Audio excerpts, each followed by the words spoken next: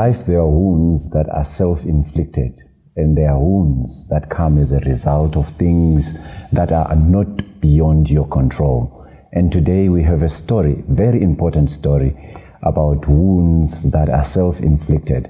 And to help us in this show is Toto, affectionately called Toto. Who is Toto? People would love to know who we are talking to. Well, thank you so much. Thank you very much. Toto, affectionately known to everybody else, is actually Tonderai Maphosa. Okay. Right, born on the 6th of June at Mbuyana Hospital in Harare. Mm-hmm. Yeah, I believe I've checked. It was a Thursday. All right. And I grew up in an Adventist home to Professor Norman Maphosa and the late Antonia Maphosa. That is Toto in a nutshell. I don't know if I bumped across something that you wrote. You want to talk about that? That's part of who Toto is. Right. Yes, we wrote a book. I co-authored a book with my father, Professor Norman Maphosa. It's The War on Drugs. This is a book that was authored after seeing that it was important to put in writing the experiences that I had gone through, ideally probably to create a survival manual for someone else that might be in the same situation that I was in. Yeah. Right, you are talking about what you were in, and you have a ministry that you do with your dad. Let's talk about that a bit. Right. What I went through 15 years of addiction to drugs and substances. Namely, there was alcohol, cigarettes, marijuana, aka mbanje, codeine, diazepam tablets, cat, which is a form of cocaine, cheap type of cocaine, and crystal meth right at the end of it. So that is what was happening. Sorry to interject. That was what was happening in the past. And maybe let's talk about what you do now as a response to what you went through. Right. Sorry for interjecting. No. Thank you very much. That's perfectly fine. What I'm doing now, I am the founder and trustee of a trust that's called the Anti-Drug Addiction and Abuse Trust. We are two founders, me and Nomhle Ndlovu. We founded that trust because we felt the experiential part of my journey would help combat the drug menace. Should I say, I'm also a national drug and substance use champion. Yes, who's running with the strength is in you. If you can see, the strength is in you to turn down drugs. We are really telling people that they have got the strength within themselves. They don't have to look to find strength. You don't have to find the strength in anybody else. The strength is within you. So a lot of work that I'm doing now is helping those that are struggling with addiction. You're also going to speak to Professor Maphosa, who I affectionately call Papa, who is also in the battle with me on a parental perspective. He's helping parents also get through drugs and substances, amongst other things. That's what I'm doing. I'm also working with Pulling the Plug, Rewire Your Destiny. This is a show on the Bluffhill STA channel, where again, we are raising awareness on drugs and substances, where we are documenting the journeys of people through drugs. You know, this drug journey is a kaleidoscope of events. So we want to picture that. We want to give people a bigger perspective, and we want to inject our faith-based healing approach to dealing with drugs and substances. Wow, beautiful. Thank you very much for sharing that bit about yourself. Thank you. Please stay tuned. Don't go away as we wait for the second segment of the show.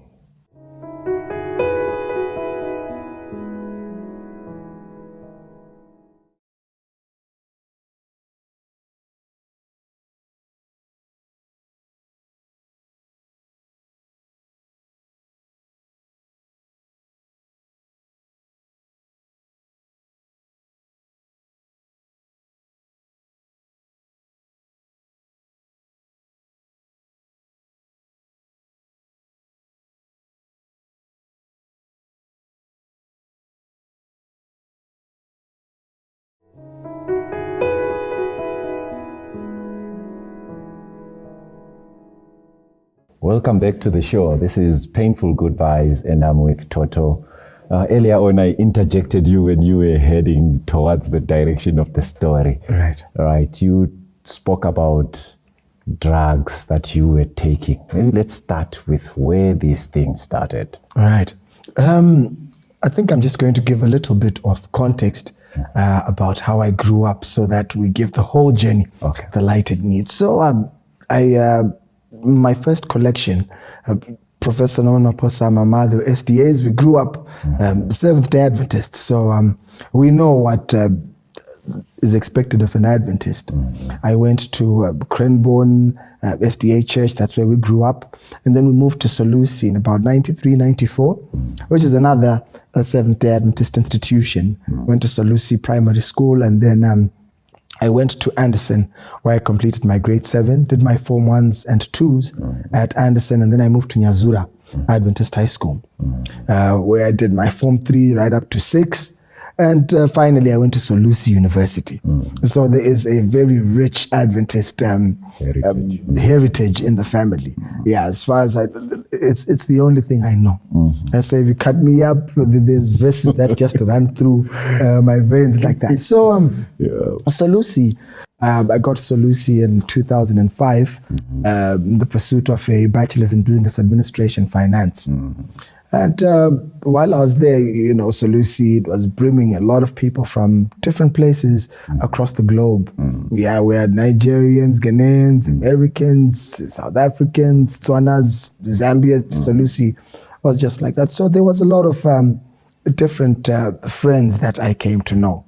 And while at Solusi, my fees was catered for, accommodation, clothing, my books, everything was catered for. But, there's a night at Solusi where people would leave for weekends on Thursdays at Solusi. And the weekend was so long at Solusi, they would come back on Monday.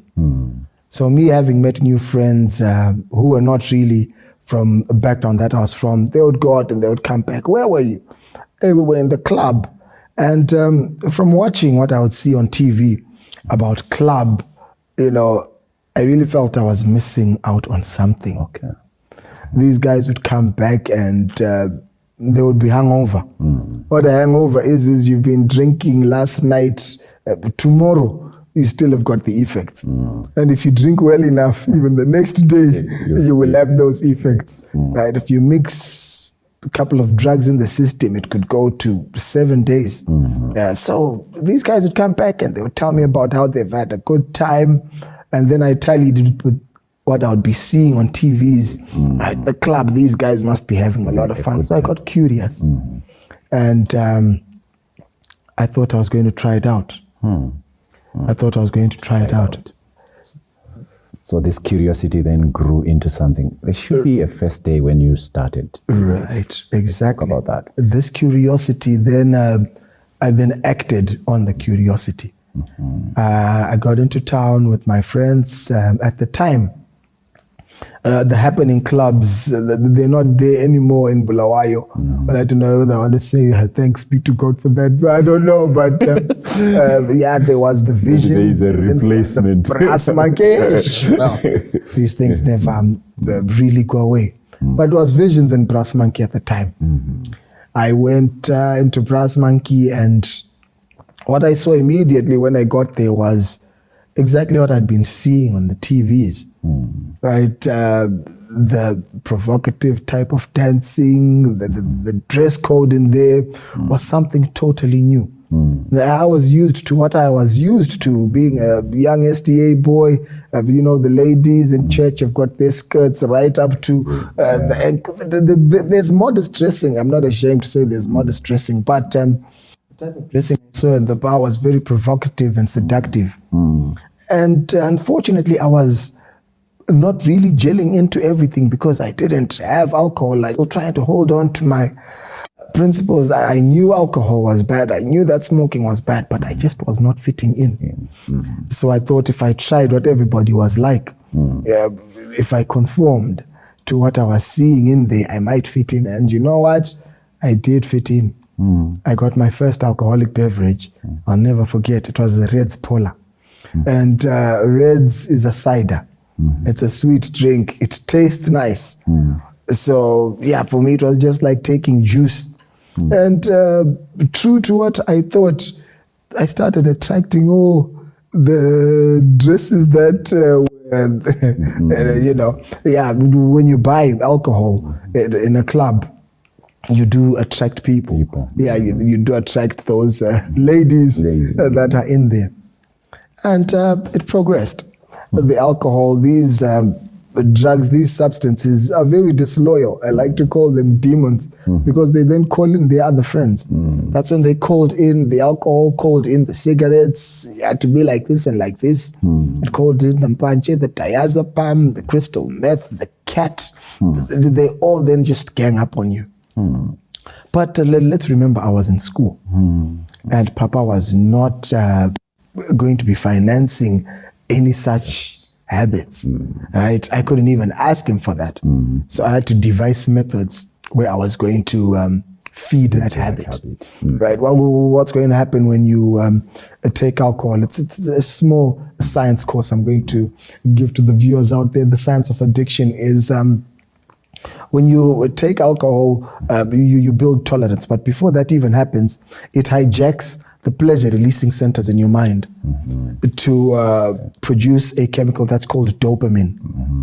So what dopamine is that's the feel-good hormone, right? Where you are supposed to be getting dopamine, where you're supposed to work for your dopamine through success at school, through exercise, through eating good food, you cheat the brain to release that when you take alcohol. So your brain is then tricked into wanting that alcohol to release that dopamine. That's where you get your cravings.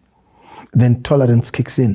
Where Toto was getting drunk on one bottle, I now needed 2. I now needed 3. I now wanted a different type of high, right? I now needed a shorter way to get high. Hence, all these other substances started coming in. Remember, I was at school and how was I going to finance this? Yeah, unfortunately, my choice of financing this became theft. And that was the easiest thing for me to do. And tricking other students. I remember at the commencement of one of the semesters at Solusi, I'd been at Solusi for quite some time. 94, this was 2005. I knew the going-ins and the going-outs. I forged a receipt book, a Solusi University receipt book. I had one duplicate made in town. I got a team. I found an artist who was able to forge signatures. And when the students came to Solusi, I told them, hey guys, you've come, you know, I'm Tonderai Maphosa, yes? Yes, we know you, Toto, we know you. I'm the Vice Chancellor's son, you know that? Yes. Yeah, the school has asked me to create a line for students so that there were long queues. They were really long queues.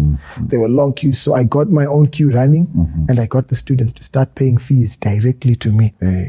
Right? This was so I could get money to go and please those people I had seen in the bar. For me to finance that lifestyle. The school found out about it and they suspended me, but still that was not enough to get the craving out. I thought of another scheme and this time I'd become more daring. I broke into the computer lab at Solusi University, the My Grace Mugabe Computer Lab, and I wiped it off the computers there. And this then now got me expelled.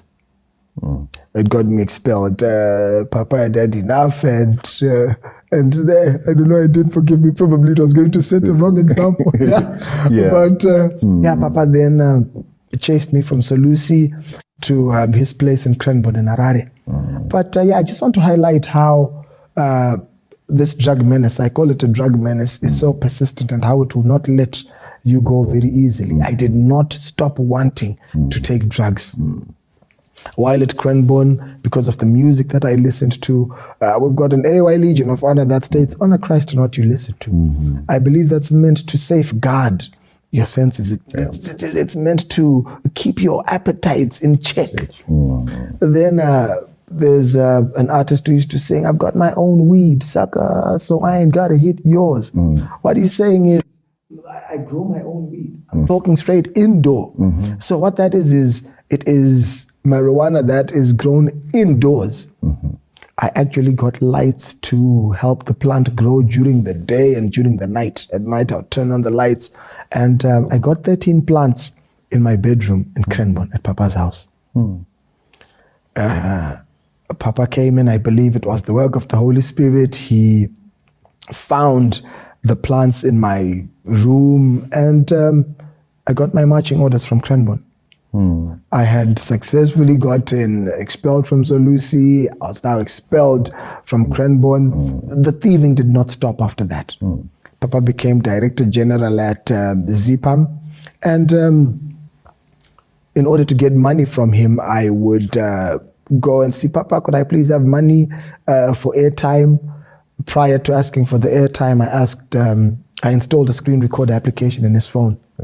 I got access to his passwords. I did bank to wallet transfers and sent money to my girlfriend. Unfortunately, Papa found out about that, and man, yeah, he popoted, for lack of a better word. He was so angry about it, and called the lady, called her father. He wanted his money. I turned to witchcraft to keep him silent about the event. But we serve a very powerful God, because nothing happened to Papa. If anything, I then started to go mad. I like to call it a bit of a Damascus experience, I believe. I started to go mad, telling people I was a prophet, I could prophesy, it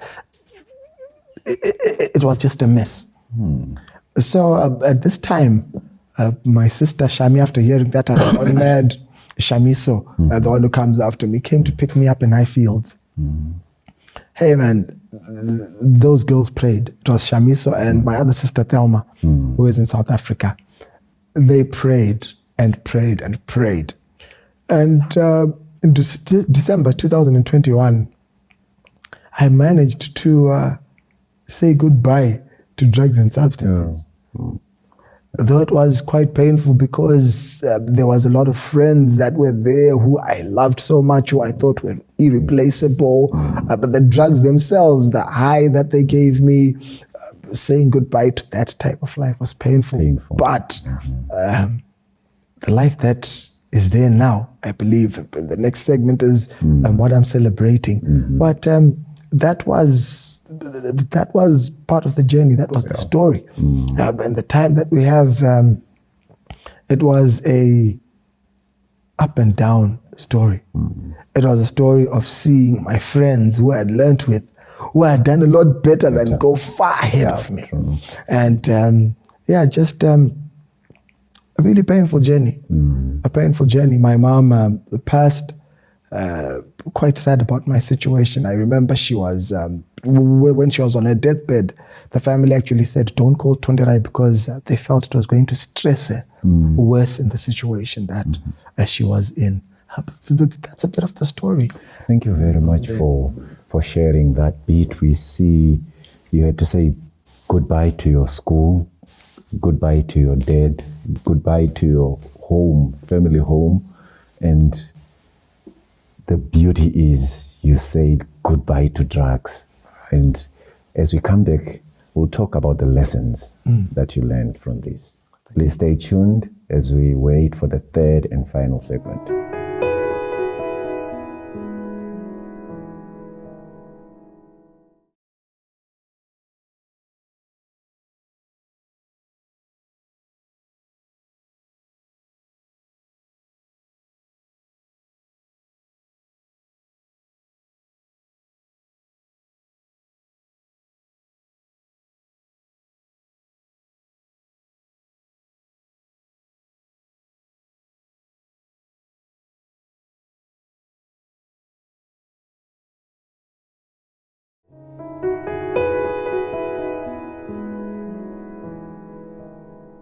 Welcome back to the third and final segment of the show, Painful Goodbyes. So as we were talking, in my ears, I heard the story of the prodigal son. Right. And I think there must have been a father somewhere waiting, looking. What really brought you back home? Right. Well, what brought me back home was the love that I got from home. Mm-hmm. Right. During everything that I was doing, there is love that carried on coming from home. I got sick many times. My medical aid was fully paid for. As I was comparing the love that I was getting from home and this environment that I was in, you know, when you're in a drug-related environment, there's really no love. People are just there to take advantage of you. The moment you've got money, they're all around you. The moment the money is gone, there is no one. There is no one. So remembering what it was like being home was very, very motivational in my stop. I knew that I was going to get genuine love from home. I also started to look at myself. I'd look at myself and what I was seeing in the mirror was so scary. I couldn't face my friends. I would be walking in town. I'd see people I was better than in school, and I would run away and I would turn the other direction. And because based on my own scale, I put myself on a scale. I could not face up to those people. I couldn't face up to those people. So my conscience also, what I had been taught when I was young, did not give me any rest. I got to a point where I would steal enough money to be drunk. I would buy everything I needed to be drunk. I would buy the alcohol, the codeine, the marijuana, the crystal meth. And as soon as I'd take these things, my conscience started harassing me. Tonderai, you just stole that money. Pathfinder laws for you to keep the morning watch. Do your honest part. Care for your body. Are you caring for your body? This is my conscience. Your body is the temple of God, Tonderai. What are you doing with your body? You know, those lessons that I learned when I was younger did not give me any peace. There was no peace at all. I want to talk also about what you lost when you hooked yourself into drugs. What is it that you lost? Question. I lost quite a lot of things. To start with, when my mother passed away, I had a sizable inheritance. I lost all that. That is the material possessions. I sold everything and started to sleep on the floor. I lost my first my first wife. Right? I had a partner from, where I had a child with. I lost that, and I write about it in the book. I broke that relationship. I tried to make amends with my daughter, but she then goes on to say, I'm ugly. All I'll ever be is a stupid sperm donor. I lost that relationship with her. I then got into another the marriage, which I lost again because they could not deal with me being in drugs and substances. What drugs are is like their wives. So these ladies here could not be the 8th wife after all these 7 drugs that were there. They left, right? Trust that people had in me. You know, every time I would get into an area, every time I was somewhere, even if I hadn't taken anything from any of these people, I could see a certain resistance. Right? You lose a lot of respect when you're there. I lost my degree. I lost my degree. I was expelled from Solusi University, and I lost that. So I lost a lot of time. I lost a lot of time. This is 15 years of my life which were unaccounted for. Right? So that was really, really lost. I don't know whether it was going to be the following question, but we have managed to gain some of that back again. Yes, and congratulations for graduating. We want Thank to you thank very much. Thank you very much. At least you salvaged something that you lost. Oh wow! I salvaged something that was lost, yes. And which is really to say to somebody else, for as long as you've got the breath of life in you, there is hope. Yeah, I remember just yesterday, I think they'll see the images of us graduating yesterday. But it was salvaged. If you've got life within you, there is a lot of hope, right? And just like this says, the strength is within you, right, to turn down drugs. And don't give up. It's warrior mentality. You've got to be a warrior. You've got to know what you want. You've got to have that willpower to do it. God has endowed all of us with special powers, which are the Holy Spirit, which is able to guide and bring you back, which have an imagination that gives you the power of vision, which are willpower, independent will. You choose for yourself to pick up that alcohol. You can choose to walk away from it. The self-awareness. Know where you're weak, where you're strong. You know, I know for a fact now that I'm weak when I go to bars, so I won't totally go up. I don't go there. I don't tempt the devil. I don't give him a chance. Right. And then lastly, we've got that conscience that always speaks to you. You need to listen to these superpowers that we call them, that God has given us. So yes, there is that which I lost, but I'm now using that as a platform to stand on and tell people about the ugly truth about drugs. You know, you can trust God to take a mix of terrible ingredients, but then give you a beautiful picture at the end. So the strength is within you. Right. There are elements that you spoke about, spirituality, and where else can someone get help when they are stuck in drugs? If you are stuck in drugs and you need help, you can contact us, the Anti-Drug Addiction and Abuse Trust, ADAT, on 0776 837 088. The Anti-Drug Addiction and Abuse Trust, I'll give the number again. It's 0776 837 088. There will always be someone on that line to help you walk away from drugs. And we offer a holistic approach to healing, where we also involve the families of those that are involved. We not only help the victim, the addict, we want to call, but the whole family as well. So contact ADAT and we'll be more than willing to help you on your journey out of drugs. There you have it, friends. A lot about it is written in the book, and we could have shared more, but in the interest of time, just share one last word as we close the show. One last word. The deception is in the pleasure that these drugs will give us. The goodbyes might seem painful, but it's totally worth it to walk away from drugs and embrace a life of sobriety. Thank you very much. For me, Skumbuzo Due and Toto and the crew behind the scenes. It's a wrap.